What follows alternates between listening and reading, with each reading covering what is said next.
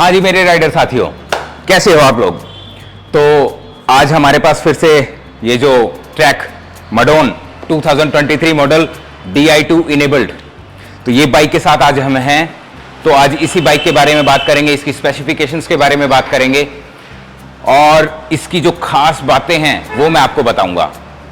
तो किसी भी राइडर को और क्या चाहिए इसके अलावा कि उसके पास एक ऐसी बाइक हो जो कि बहुत तेज भागती हो, जो कि एरोडायनेमिक्स के जो पार्टिकुलर्स हैं, जो उसके की पॉइंट्स हैं, वहां पर एकदम से सही खरी उतरती हो और इसके अलावा काफी कम वेट की हो, लाइट वेट की भी हो और बजट में भी आती हो। तो अगर ऐसी बाइक किसी राइडर को मिल जाए तो क्या कहने। तो आज इसी बाइक के साथ आज हम हैं जिसका नाम है ट्रैक की मडोन, जो कि हमारे पास आती है 105 Di2 इनेबल्ड ग्रुप सेट के साथ। तो चलिए इसी नोट के साथ आज हम इस डिस्कशन को स्टार्ट करते हैं और इसकी जो स्पेसिफिकेशंस हैं वो आज आप लोगों के साथ डिस्कस करते हैं। तो राइडर्स, स्ट्रेट वे हम आज बात करेंगे इसके फ्रेम की। तो जो इसका फ्रेम है वो काफी लाइट वेट है और जो इसका मेड है वो है 500 OCLV कार्बन। तो इसका ओवरऑल जो वेट है वो 8.5 kg है और 500 OCLV कार्बन से बना है। इस जो फ्रेम है उसकी खास बात क्या है? इसकी खास बात है इसका एरोडायनेमिक स्ट्रक्चर। ये one of the most aerodynamic frame है इंडस्ट्री का। इसके अलावा इसकी एक और खास बात है, इसके अंदर ये जो चीज है इसे कहते हैं आइसो स्पीड। ये आपको मैक्सिमम स्पीड के साथ मैक्सिमम कंफर्ट भी प्रोवाइड करने की कोशिश करता है। तो यहां पर ये जो आइसो स्पीड है इसकी पिछली सीट पोस्ट के अंदर, ये जो पिछली सीट पोस्ट है यहां पर एस्टेब्लिश्ड है। ये आइसो स्पीड काम करती है जब भी राइडर राइड करेगा तो ये इंडिविजुअली जो सीट पोस्ट है ये वाइब्रेट करती है, फ्लेक्स करती है और फ्लेक्शन जो है वो टाइप ऑफ रोड के ऊपर डिपेंड करता है। आप इस फ्लेक्शन को सेट कर सकते हैं और अपनी रोड के टाइप के हिसाब से इसे एडजस्ट कर सकते हैं। तो जितना ज्यादा वाइब्रेशन डैम्प होंगी उतना ही ज्यादा आपको कंफर्ट महसूस होगा। इसके अलावा एरोडायनेमिक जो है वो इसका फ्रेम तो है ही। अब दूसरी बात करते हैं। दूसरा है इसका जो ड्राइव ट्रेन है। जो इसका ड्राइव ट्रेन है वो है शिमानो 105 Di2। इसकी खास बात क्या है? ये है इलेक्ट्रॉनिक ड्राइव ट्रेन। सबसे पहले हमारे पास जो प्रीवियस जो ड्राइव ट्रेन आते थे वो आते थे मैकेनिकल ड्राइव ट्रेन्स। वहां पर जो शिफ्टिंग है वो कंपैरेटिवली थोड़ी कम स्मूथ होती थी, लेकिन ये जो इलेक्ट्रिक शिफ्टिंग है ये काफी ज्यादा स्मूथ है और जो स्मूथ इलेक्ट्रिक शिफ्टिंग है वो हमारे पास काम आती है रेसिंग के अंदर। वहां पर एक एक सेकंड कीमती है, तो जब भी कोई राइडर रेस के अंदर होगा तो वहां पर ये जो स्मूथनेस है उसे एक एज देगी। इसके अलावा इसकी और खास बात है, इसके अंदर जो स्पीड है वो 12 स्पीड अवेलेबल है। जो रियर कॉग्स हैं वो 12 लेवल के ऊपर हैं। अब इन 12 लेवल्स का फायदा क्या है? मान लिया हमारे पास 10 स्पीड है टाइग्रा, उसके बाद 11 स्पीड है जो कि कुछ 105 बाइक्स के अंदर आती है और यहां पर हमारे पास अवेलेबल है 12 स्पीड। 12 स्पीड एक राइडर को एज देती है जब भी वो माउंटेन्स के ऊपर रेस करता है या फिर क्लाइंब करता है। तो ये जो 12 स्पीड इसका जो कैसेट है ये एक राइडर को एज देगा और जो उसकी राइडिंग है उसको स्मूथ और ज्यादा एफिशिएंट बनाएगा किसी भी माउंटेन राइड के ऊपर।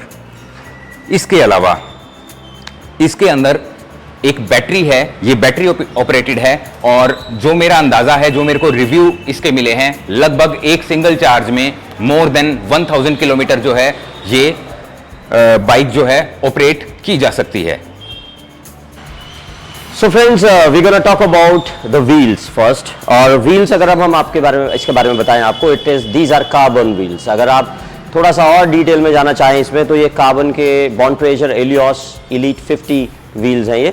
These are one of the lightest carbon wheels and it comes with the Bontrager R3 tires। अगर आप R3 tires के बारे में नहीं जानते तो मैं बताता हूँ, ये बेहतरीन परफॉर्मेंस टायर्स हैं, पंचर प्रोटेक्ट हैं and this been tested in all terrains for the best of the performance. So this bikes comes with these tires and these are the most advanced tires available with track. And now moving on to brake set.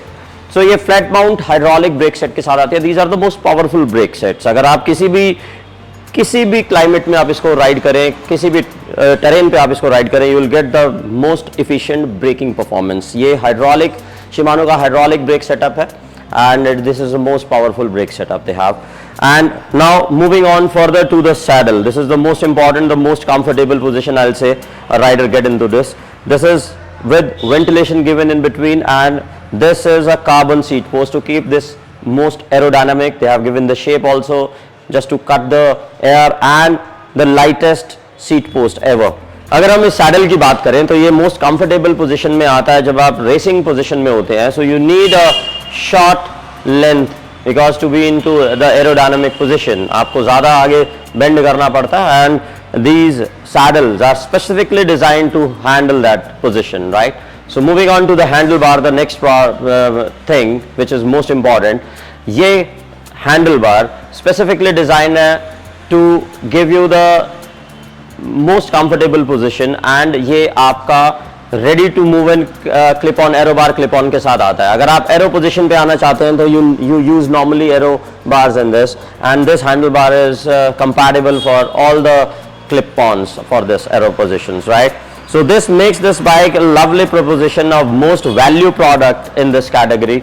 और एक rider जो racing specific अगर bike देख रहा है तो वो क्या चीज़ें देखता है? The lightest frame, right? The most aerodynamic position, and the machine which gives him capability to climb faster, to move faster, and lovely wheel setups, very good tires, a latest 12-speed drivetrain. So this make this machine the most, I'll say value for money in this category. So with this, I sign off. Thank you. हाँ तो मेरे rider साथियों, ये था इस कमाल की bike का रिव्यू। ये एक टेक्निकल स्पेसिफिकेशन था जो कि इनिशियली आपका एक माइंडसेट तैयार करने के लिए, आपको ये बताने के लिए कि क्या रियल में ये बाइक आपके लिए बनी है या नहीं, हमने ये इस वीडियो को बनाया ताकि आप कंपेयर कर पाएं मार्केट के अंदर अवेलेबल दूसरी बाइक्स के साथ इसकी टेक्निकल स्पेसिफिकेशंस को, और डिसाइड कर पाएं आपने ये बाइक परचेज करनी है या नहीं करनी। तो आई एक्सपेक्ट कि आपको ये जो वीडियो है ये पसंद आया होगा। अगर आपको पसंद आया है तो आप चैनल को सब्सक्राइब कर लीजिए, वीडियो को लाइक कर दीजिए, और ऐसे ही किसी अच्छे वीडियो के साथ मिलते हैं अगली बार। Thank you.